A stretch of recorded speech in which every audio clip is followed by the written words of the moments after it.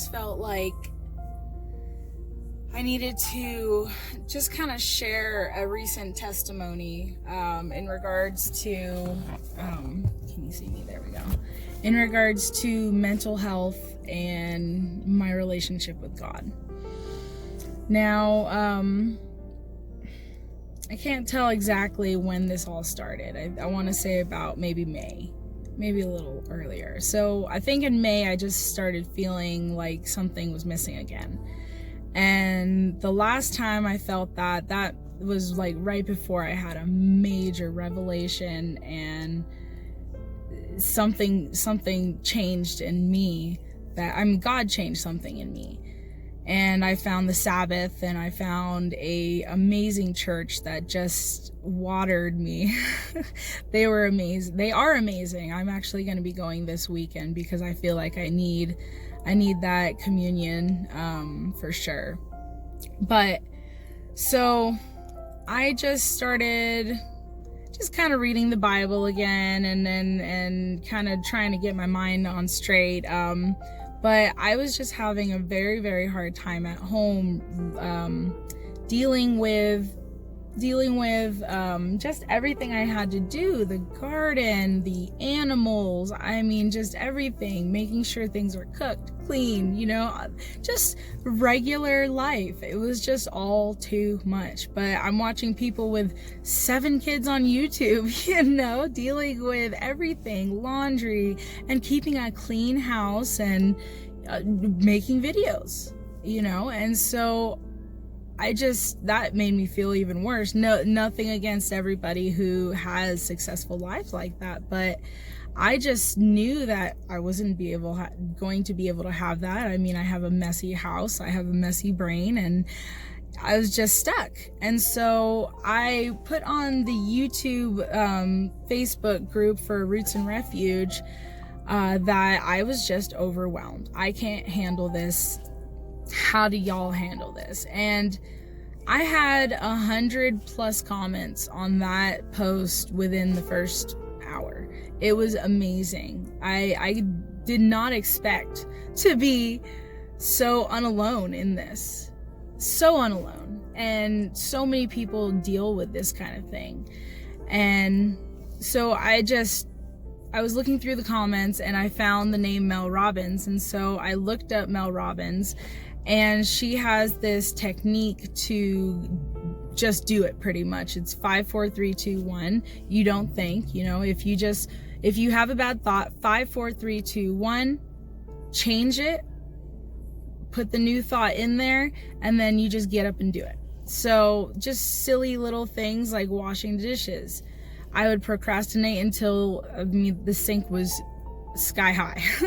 And so 5, 4, 3, 2, 1, you picture the sink empty and clean, and you just do it, because if you finish it, then it's going to be empty and clean. I'm sorry about my hand.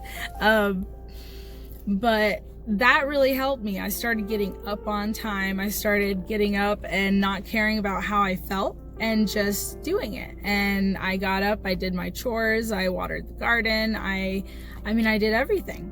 And it was hard. Don't get me wrong. It was grueling at first. For the first, and another new thing I did was putting my phone on the charger outside of the bedroom. And that way you have to get up and turn off the alarm. I used my Fitbit to wake me up, so that was very helpful. But so I started leaving the phone out of the bedroom. I started waking up, and the first 15 minutes of my day, I did journaling. I tried to read the Bible, but it just kind of put me to sleep. And as a Christian, that hurts to say, but that's what happened. Is when I prayed and when I read the Bible, I would just want to go back to bed. And it was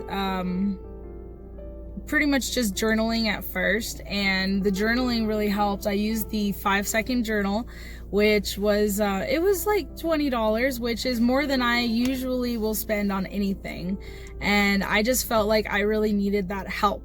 And so I went ahead and I bought that journal, and I started journaling in it, and it really did help. It brought out, okay, what do you want to get accomplished today? And why do you want to get that accomplished? Why is that important to you? And it just opened up more questions to go deeper into how I felt about that day, and how the beginning of the day is so important that you get everything straight in your head so you can go through the day and, just be able to handle things a lot smoother. And it really did help at first. And again, it was hard. The job that I had, I was in a call center, okay? And I was sitting in a chair looking at a computer all day long. And I just got, I got discontent. I was very unhappy there. My productivity went way, way, way down. I got emotional again, and I couldn't handle things. And I would just get overwhelmed and have these, not panic attacks, but the back of my head would just go super warm, and I would just have these emotional wells all of a sudden if I got contradicted, which I just did not say anything. I would agree with people and I would just do my work. And I came to the point where I was like, okay, I'm just really not happy here. And waking up to work and me feeling like a pit in my stomach, I know that there are people who stay at jobs that they don't truly love. They stay at jobs because they need to, and I understand that, but I wasn't making good money. I felt like I should have been more appreciated. I felt like I was working harder than I needed to for less money. And the bonuses were taken away. Everything was changing in that company. And so I left. Well, I searched for new jobs. And at first it was just call centers and just different jobs for maybe higher pay. And I applied for a lot of different places. And one of the careers that I would always think of, or one of the occupations that I would see that I was just really attracted to, and I really, really just wanted to. I went for it once, but I didn't get the job.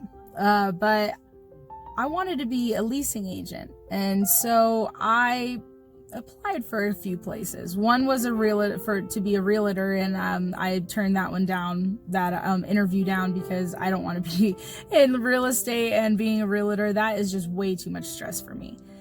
And I applied for this place, and I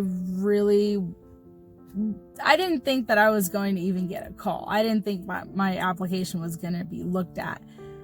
But after going to a couple different interviews, I got an interview at this company. And days before the interview, there was just everything that could go wrong did go wrong. She called me, gave me the interview, and then I was calling to confirm, and I couldn't get a hold of her. And people were saying, well, no, I don't know who you are, or what, I don't know. And then I got an email on Indeed saying, sorry, we're moving on to the second process, and you are not selected. And so that really freaked me out. And then I got a hold of the woman who I was in contact with, and she was like, oh no, we're still on, blah, blah, blah. And I got to the place with the address that she gave me, and I was an hour late. I was at the wrong place. And I was just a nervous wreck. And so I went up there, I sat down at the big conference table inside of the big conference room with 17 chairs. It was crazy.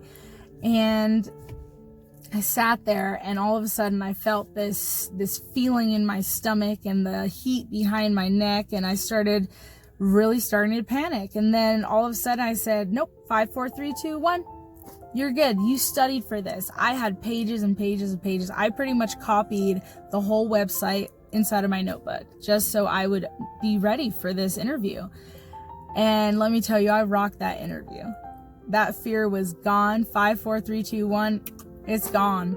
And that has been how I've been living my life. But I got really hungry about the mindset and learning about how your brain works and hard work and just all these things. And so I went from, I call them teachers, but speakers to speakers on YouTube, and just learning so much stuff.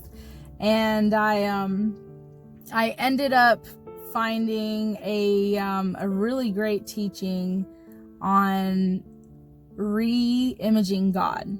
And so this is where I get into the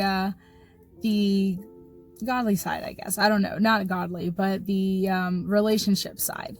And so I started listening to Ty Gibson, Re-Imaging God, and it was so interesting to me, because at first he talks about how when you speak to, because he was an atheist before he was a Christian, and so he could not see a God that, he could not believe in a God that would let people die of cancer to teach them a lesson, or a God that would send people to hell for all eternity to be tortured and burnt alive forever and ever and ever, if God is love. He couldn't see this. And in the pit of my stomach, I was like, yeah, that's been something I battle with for a long, long time. Like, I've always been told to look at God's character, and then you can understand the Bible more. And so I was looking at God's character, and I studied a lot about God's character, about God's law, and why he does things. And I mean, we can't truly know, of course, but I've done a lot of studying on this. And I'm not saying I'm an expert at all. I'm not. I couldn't give you verses here and there and whatever, but I feel like I have a pretty good hold on God's character. And so that never fit with me. Hell never fit with me. Killing people and letting there be so much evil in the world when people are constantly saying God is love. And that really caught my attention. And so I then went into more of his teachings and that kind of thing. And he just has been really opening my eyes. And of course I give credit to him because he made these videos, and this is amazing that he has this revelation, but it was God that gave him this revelation. And I feel like through him, God is giving me that revelation. And he talked about the God box and how people take what they have been taught their whole life in regards to the hell and just different conceptions of God that people have been taught that fit in this God box, and that's how people see God. Even Christians, that's how I saw God. And I was fighting against people who didn't believe in a God to believe in a God that I didn't believe in, because what they were seeing was their aunt dying of cancer for a reason. That's what everybody told them, is like, oh, God has a plan in this. God, he took your aunt because he needed another angel, or like just things that I want to say mainstream, but the majority of people are teaching and learned. And so with these preconceptions of God, these people don't want to believe in God. And so I wanted them to believe in God for their own sakes, but I was going at it in the wrong way. They needed to see that that is not who God is. And we can't just say, oh, that's not who God is. They're not going to believe that. They have to understand that maybe God is standing with these atheists who are standing on moral ground that they don't want to believe in a God that's going to torture people forever. That's a moral ground. So I respect atheists because I don't believe in that God either. There, I said it. I don't believe that God hates certain people. I don't believe that God wants certain people to die and be damned to hell, and certain people to live and be in heaven. I don't believe that people get cancer for a reason. I don't believe that people get divorces because God, or people hates people who got, I don't know. I just don't believe that God has this agenda where he's going to kill and torture and like that's how he teaches. That's not how even how parents on earth teach their children. You know, that's if a father wouldn't give their son a stone or a snake, just like in the Bible, to eat, then why would God want to torture us? It just never made sense to me. And so I stopped seeing him in that light too. I stopped trying to defend that God, because that God is not who I believe in. But I'm going to get back to, I'm at work, so I got to get to work. But I will get back to this probably later today. For a reason, I just don't believe that God has this agenda where he's going to kill and torture and like that's how he teaches. That's not how even how parents on earth teach their children. You know, that's if a father wouldn't give their son a stone or a snake, just like in the Bible, to eat, then why would God want to torture us? It just never made sense to me. And so I stopped seeing him in that light too. I stopped trying to defend that God, because that God is not who I believe in. But I got to get to work. But I will get back to this probably later today.